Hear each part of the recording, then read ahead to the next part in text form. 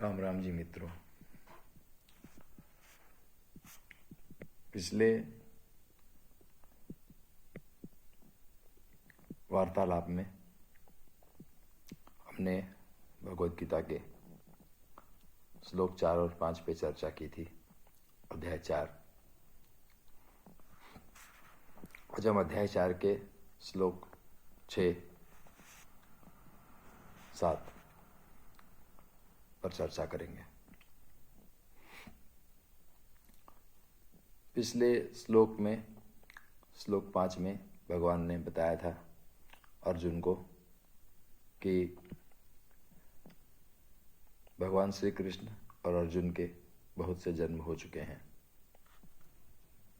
और इसी कड़ी में उन्होंने बताया था कि सृष्टि के आदि में उन्होंने इस गीता ज्ञान को भगवान सूर्य से कहा था।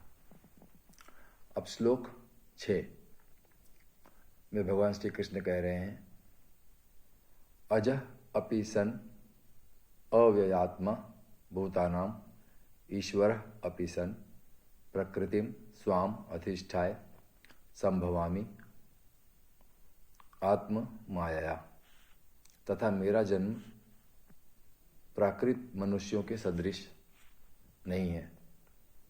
मैं अजन्मा और अविनाशी स्वरूप होते हुए भी तथा समस्त प्राणियों का ईश्वर होते हुए भी अपनी प्रकृति को अधीन करके अपनी योग माया से प्रकट होता हूँ। श्लोक 7 में भगवान श्री कृष्ण कह रहे हैं, यदा यदा हि धर्मस्य ग्लानिः भवति भारत अभ्युत्थानम् अधर्मस्य तदात्मानं सृजामि हम। हे भारत, भगवान श्री कृष्ण अर्जुन को भारत के रूप में संबोधित कर रहे हैं। वे कह रहे हैं, हे भारत, जब जब धर्म की हानि और अधर्म की वृद्धि होती है तब तब ही मैं अपने रूप को रचता हूँ, अर्थात साकार रूप से लोगों के सम्मुख प्रकट होता हूँ। श्लोक 8 में भगवान श्री कृष्ण कह रहे हैं, परित्राणाय साधूनाम विनाशाय च दुष्कृताम धर्म संस्थापनार्थाय संभवामि युगे युगे। क्योंकि साधु पुरुषों का उद्धार करने के लिए, पाप कर्म करने वालों का धर्म की अच्छी तरह से स्थापना करने के लिए, मैं धर्म की अच्छी तरह से स्थापना करने के लिए युग युग में प्रकट करता हूँ। भगवद गीता के महत्वपूर्ण श्लोक में भगवान श्री कृष्ण अर्जुन को ये बता रहे हैं कि भगवान श्री कृष्ण जो दिखाई दे रहे हैं मानव जाति, उनकी तरह नहीं है।